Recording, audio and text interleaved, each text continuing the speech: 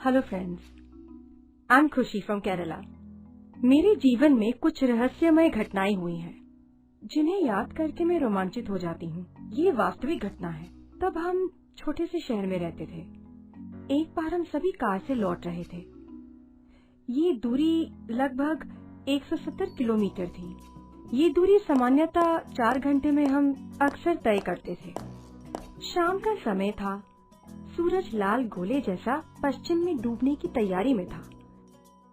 मौसम बड़ा सुहाना था। यात्रा बड़ी अच्छी चल रही थी। मेरे पति कार चला रहे थे। साथ में मेरी 8 वर्ष की बड़ी बेटी व 1 वर्ष की छोटी बेटी कार के पीछे की सीट पर आपस में खेलने में मशगूल थे।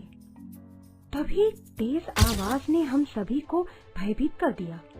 कार तेजी से आगे बाईं ओर झुकती हुई सड़क पर घिसटने लगी। मेरे पति ने किसी तरह कार को रोका। कार से बाहर आकर हमने देखा कि आगे का बायां चक्का अपनी जगह से पूरी तरह बाहर निकल आया है। कार रिम के सहारे घिसती हुई रुक गई थी। कार का चक्का पीछे सड़क के किनारे पड़ा था।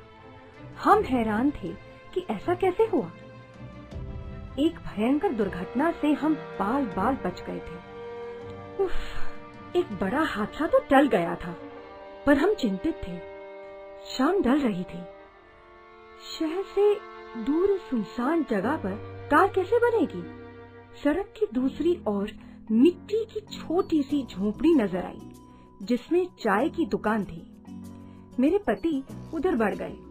मैं कार के पास खड़ी थी। तभी मेरी नजर कार के पीछे कुछ दूर पर गिरे एक नट पर पड़ी। मैंने उसे उठा लिया। किसी अनजान प्रेरणा से प्रेरित में काफी आगे तक बढ़ती गई। मुझे और भी नट व बोल्ट मिलते गए और मैं उन्हें उठाकर अपने साड़ी के पल्लू में जमा करती गई, जबकि मैं ये भी नहीं जानती थी कि वे किसी काम के हैं या नहीं। मैं जब वापस लौटी तब मेरे पति मेरे लिए परेशान दिखे। तब तक हमारी कार के पास कुछ ग्रामीण इकट्ठे हो गए थे। उसमें एक चप्पल दिखने वाला सावला कद्दावर व्यक्ति मदद करने आगे आया। उसके चपटे बड़े से चेहरे पर चोट के निशान थे और छोटी छोटी आंखों में जुगनू जैसी चमक थी। मेरे पास के नट व बोल्ट्स देखकर वह उत्साहित हो गया। उसने कहा, दीदी जी, आपने तो सारे नट बोल्ट जमा कर लिए हैं। लाइए, मैं आपकी कार बना देता हूँ। मुझे ये काम आता है। तुरंत उसने कुछ ग्रामीणों को पास के गांव से कुछ औजार लाने भेज दिया। उसके दीदी संबोधन और ग्रामीणों पर प्रभाव देखकर हमें तसल्ली हुई। चलो, अब कार बन जाएगी। मेरे पति ने मुझे और बच्चों को चाय की दुकान पर बैठाकर चाय दिलवाई और स्वयं कार ठीक करवाने लगे। चाय वाला मुझसे बार बार कुछ कहने की कोशिश कर रहा था। चाय वाले ने मुझसे फुसफुसाते हुए कहा, आप यहाँ मत रुकिए, अब रात भी हो रही है, आपके साथ बच्चे भी हैं, तुरंत यहाँ से चले जाइए। मुझे कुछ समझ नहीं आ रहा था कि वह ऐसे बातें क्यों कर रहा है। चाय वाले ने फिर मुझसे कहा, वह व्यक्ति बड़ा खतरनाक है जो आप लोगों की सहायता कर रहा है। यहाँ पर होने वाले ज्यादातर अपराधों में यही शामिल होता है। हाल में हुए हत्या का आरोपी है। आप यहाँ मत रुकिए, थोड़ी देर में मेरी दुकान भी बंद हो जाएगी। ये तो बड़ा दुष्ट व्यक्ति है, पता नहीं कैसे आपकी मदद कर रहा है। यहाँ सभी उससे बहुत डरते हैं। वह लगातार एक ही बात तोते की तरह रट रहा था। आप बच्चों को लेकर जाइए, मत रुकिए।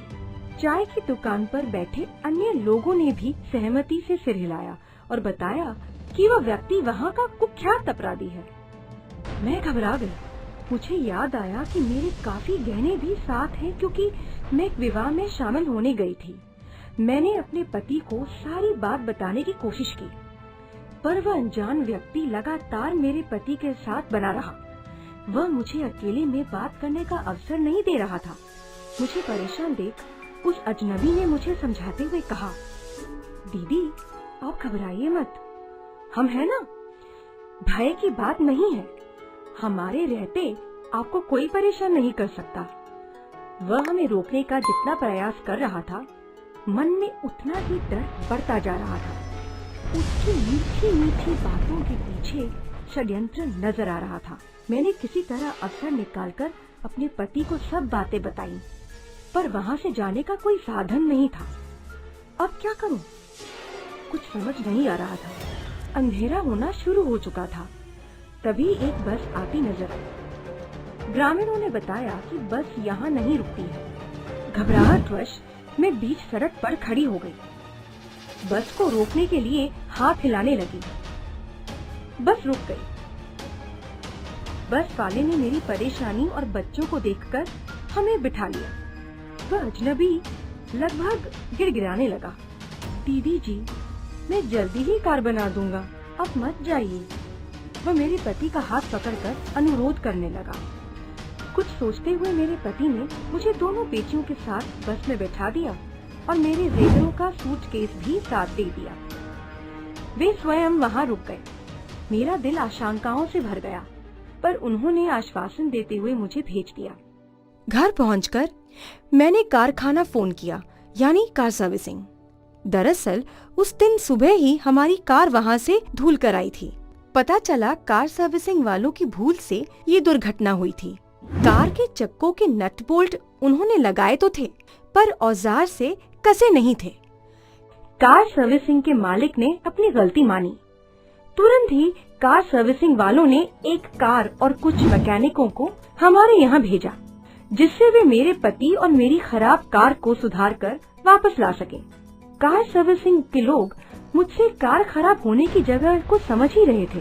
तभी मैंने देखा मेरे पति मेरे अपनी कार को लेकर आ पहुँचे थे। मैं हैरान थी। उन्होंने बताया कि बड़ी मेहनत से उस व्यक्ति ने कार ठीक की।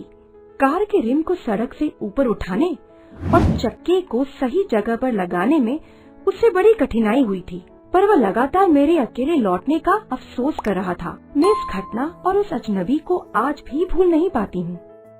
कौन था वो अजनबी? वह मुझे दीदी दीदी बुलाता रहा, पर घबराहट और जल्दबाजी में मैंने अपने अनाम भाई का नाम तक नहीं पूछा।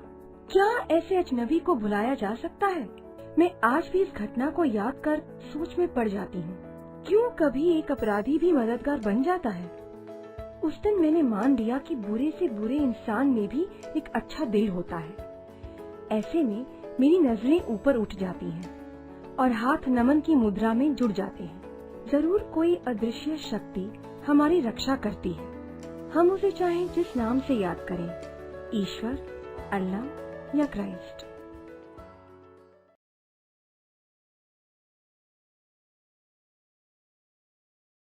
ऐसी ही चौंकाने वाली सच्ची हिंदी कहानियों के लिए चैनल को सब्सक्राइब और लाइक ज़रूर करें। प्लीज़ न्यू अपडेट्स के लिए बेल आइकन को प्रेस करना ना भूलें। अगर आपके पास कोई भी अनुभव या ऐसी सच्ची कहानी है तो प्लीज़ कमेंट में ज़रूर शेयर करें।